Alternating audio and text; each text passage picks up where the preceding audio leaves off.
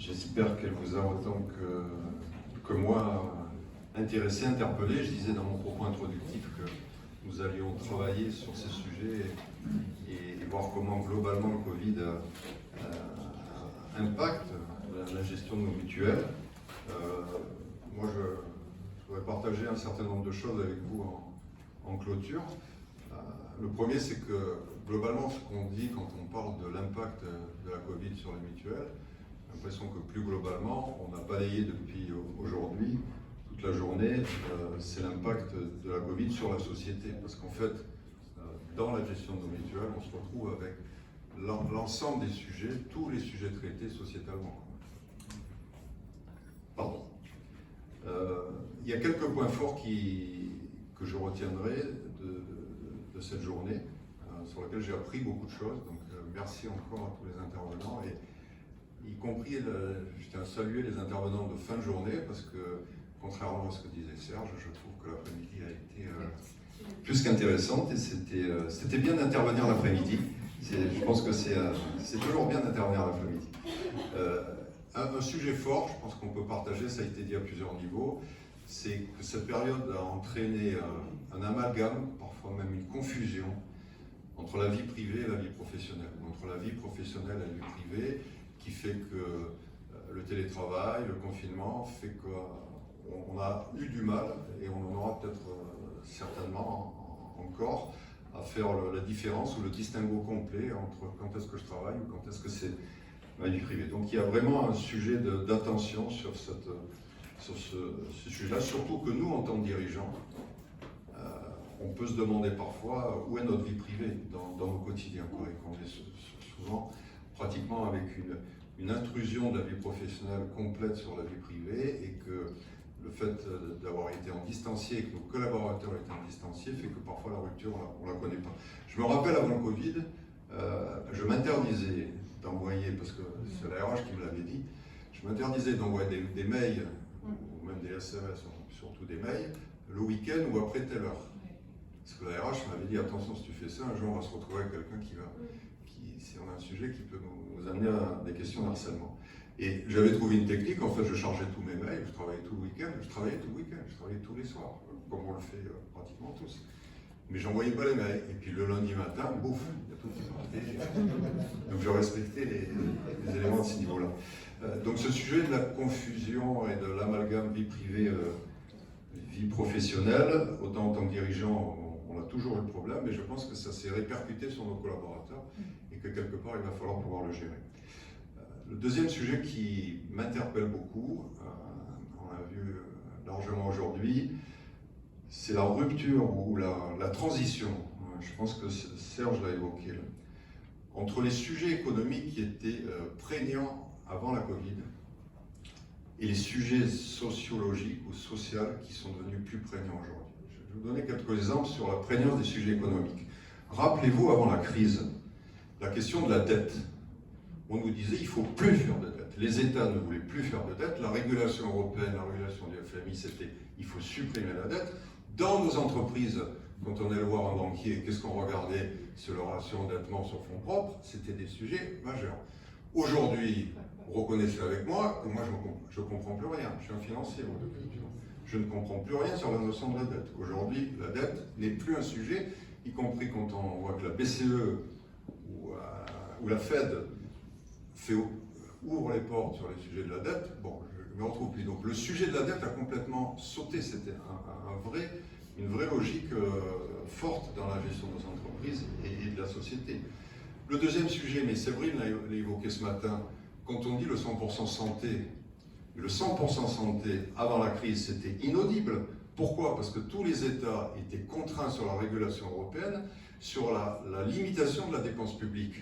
Quand on va basculer en 100% santé, on va faire exploser la dépense publique. Donc c'est aussi un critère qui n'a pas de sens. Et j'étais vendredi en formation avec la FNMF, et on a évoqué ce sujet-là. Et le formateur que beaucoup d'entre vous connaissent, Yannick Lucas, nous disait, mais on est à un tel niveau de dépenses publiques aujourd'hui, on est à un tel niveau d'endettement, que s'ils rajoutent le 100% santé, ils vont rajouter quelques milliards, c'est noyé dans le dérapage de la dette publique globale. Donc, On a des digues qui ont complètement sauté.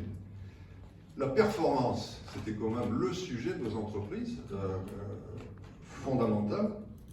Aujourd'hui, mais ça a été dit aussi, j'ai l'impression qu'on est passé de la performance à l'utilité. C'est-à-dire qu'on est passé d'un sujet très économique à un sujet très sociologique. Ce qui était prégnant avant la crise, c'est la valeur financière malgré tout, y compris nous, les mutuelles. La CPR nous imposait quoi? Le gros, le critère, c'est la couverture de marge, globalement. Aujourd'hui, bon, la valeur financière, je pense qu'elle a beaucoup... Elle existe toujours, hein, surtout sur des activités encadrées telles que les nôtres, mais je pense que la valeur humaine est devenue beaucoup plus forte. Et je pense que dans ce que j'ai retenu, moi, de l'intervention de Nicolas Gomard, c'est que pourtant la Matmut, c'est une structure très financière dans sa culture et dans sa gestion. Ben, il a parlé beaucoup plus d'humain que de finance, y compris on lui a posé la question à un moment donné d'un sujet qu'il n'avait pas abordé dans son propos. On est passé d'une globalité de la société à la gestion, à quelque chose qui touche la proximité. C'est-à-dire qu'aujourd'hui, ce qui me semble, c'est qu'on va être beaucoup plus attentif à l'approche humaine de proximité, alors qu'on était plus avant la crise sur de la globalité. Globalement, je pense que ce qui va faire bouger ce qui a fait bouger la gestion de nos entreprises aujourd'hui, c'est que le vrai sujet, et c'est peut-être logique, et en tant que mutualiste on se retrouve, c'est les relations humaines, c'est les rapports humains dans l'entreprise. Tout à l'heure, Serge a évoqué un sujet qui nous concerne directement, c'est le non-recours. Le non-recours aux soins a été une catastrophe. Bon, alors que quelque part on en a fait des économies. Alors, en 2020, 2021, j'attends de voir les chiffres et ce que j'ai en termes de dépenses de santé ne conclut pas une réduction du coût, bien au contraire. Mais on a été dans un sujet du non-recours et c'est un sujet aujourd'hui qui est identifié comme une vraie problématique. C'est-à-dire que les gens, à partir du moment où ils ne se soignent pas, ben ça devient un problème sociétal et dont on paiera les impacts ultérieurement ou dans quelques années.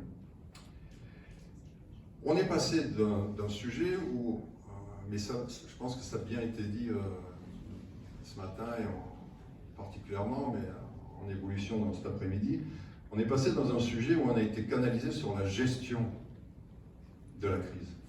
C'est-à-dire qu'il a fallu gérer le confinement, il a fallu gérer la mise en œuvre du télétravail, il a fallu adapter les modes de fonctionnement, il a fallu s'organiser, il a fallu modifier les organisations du travail, les négociations avec les partenaires sociaux pour mettre en place un certain nombre de sujets. Et ça, finalement, j'allais presque dire, ça a été fait. Dans la plupart des mutuelles, ça a été géré plutôt correctement, avec une approche sociale. Donc ça a plutôt été bien traité. Et quelque part, bon, on le dit souvent en mutualité, quand on a le dos au mur, ben on fait, on est obligé de faire. Donc cette première partie, globalement, cette première partie de la crise, la phase immergée de l'iceberg, quelque part, a été plutôt traitée correctement. Le deuxième sujet, et ça c'est tout le propos qu'on développe là, ça va être de gérer les impacts. Parce que tous ces impacts invisibles, quelque part, de cette crise, eh ben, c'est ce qui est caché, c'est ce qui est sous l'eau aujourd'hui, et qui va remonter, et en particulier un des sujets, c'est le retour pour tous les gens, et ça a été bien dit dans une de remarques. On a dit à nos collaborateurs, ne venez plus au bureau. On a dit aux collaborateurs télétravailler. Il y en a qui ne voulaient pas télétravailler. On les a équipés en matériel, ils n'avaient pas le matériel. On a tout équipé. Et maintenant, quelques mois après, on dit revenez au bureau. Et ça ne se fait pas comme ça.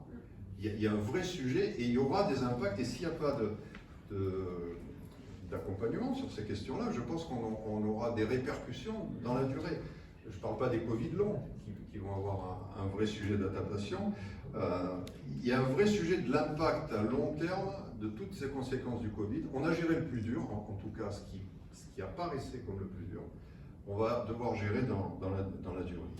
Et de ce que on a pu voir aujourd'hui, je pense qu'il est beaucoup revenu le mot de l'accompagnement. C'est-à-dire que si on n'accompagne pas à la fois les collaborateurs, si on ne se fait pas soi-même accompagner, le risque qu'on peut avoir en tant que dirigeant, c'est de dire je vais faire accompagner mes collaborateurs, puis moi j'ai pas besoin d'accompagnement parce que moi je sais le faire, j'ai pas de sujet, de toute façon j'ai toujours travaillé non-stop, donc qu'est-ce que ça change quelque part. Donc, ce sujet de la prise en compte de la nécessité de l'accompagnement, c'est un sujet sociétal qui est à tous les niveaux et je pense qu'il faut qu'on soit très attentif au sujet d'accompagnement des personnels, des adhérents, des sociétaires, de nous-mêmes, qu'on ne s'oublie pas.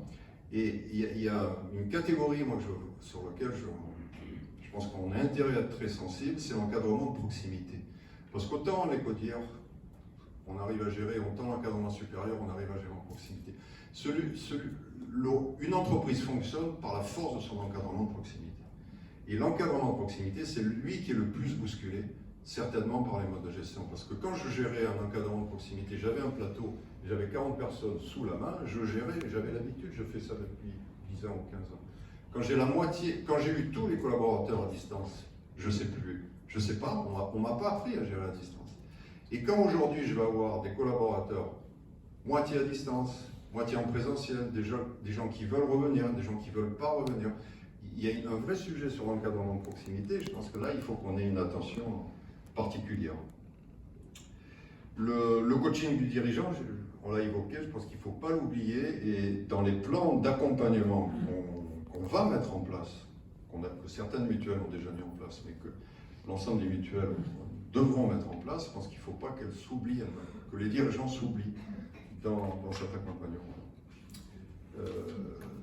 Après, je vais vous dire un sentiment très personnel, mais ce sera ma conclusion sur la journée, si vous le permettez.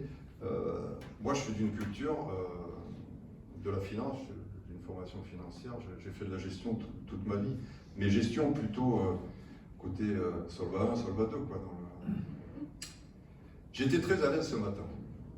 J'ai retrouvé des discours, Nicolas Chevalet, lui pendant des années, Marion aussi, Séverine aussi. Donc, leurs propos m'ont consolidé, m'ont conforté. À la limite, j'allais presque dire, j'étais en accord sur tout, et pour être un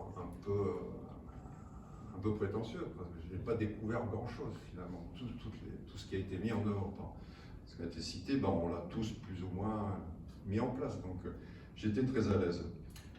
J'étais très à l'aise au déjeuner parce que j'ai beaucoup apprécié, c'était convivial, je pense que vous avez tous apprécié, donc là, jusqu'à ce moment-là, j'étais très à l'aise. Et puis après, j'ai été très interpellé par Serge Visuel. Il a commencé humble en disant c'est l'après-midi, c'est dur, je ne veux pas vous. Et puis j'étais moins à l'aise en fait. Et je me suis dit tiens, là il y a des sujets, bien que son baromètre, il ne veut pas que j'appelle baromètre, je l'ai suivi depuis qu'il a sorti toutes ses éditions, je me suis dit oui, là il commence à m'interpeller. Et puis après, je vais vous avouer, j'ai complètement basculé sur la présentation de nos invités coachs. Là, je m'en suis pris comme un plein la figure en me disant, mais bien sûr, c'est des choses tellement évidentes et en même temps, on les découvre. Et si on n'a pas l'expression des sujets, si on ne vient pas quelque part nous forcer un peu à regarder ces sujets-là sous un angle complètement différent, moi, ce n'est pas du tout mon angle d'approche. J'ai découvert quelque chose je pense que j'ai presque envie, j'allais dire, maintenant de me faire coacher. Et je tiens vraiment à les remercier toutes les trois parce que j'ai eu beaucoup de fraîcheur. Et puis, en plus, vous avez fait ça, vous auriez pu être un peu mal à l'aise face à l'auditoire. Vous avez fait ça avec beaucoup de naturel, avec beaucoup de brio. Donc merci beaucoup. Sachez que moi, ça m'a beaucoup touché et je me suis dit, j'ai encore beaucoup à apprendre. Et ces questions d'ouverture, d'élargissement des sujets, de prisme très large, on est très à l'aise quand on est dans son bureau, qu'on est DG, et puis de toute façon il faut taper à la porte pour venir, et puis on fait le codir, et puis on dit voilà c'est comme ça, et puis ça redescend. C'est très confortable, surtout quand on a fait ça pendant 20 ans, donc on est très à l'aise. Et là vous nous avez permis certainement de revenir à une réalité plus interpellante, où on se dit on est tous des humains, et les sujets il ne faut surtout pas qu'on les néglige. Je veux conclure sur quelque chose qui m'a vraiment interpellé et je vais essayer d'en faire un leitmotiv personnel. Je pense que chacun d'entre vous peut repartir avec ça. Travailler sur ses forces et ne pas s'épuiser sur ses faiblesses. Merci beaucoup.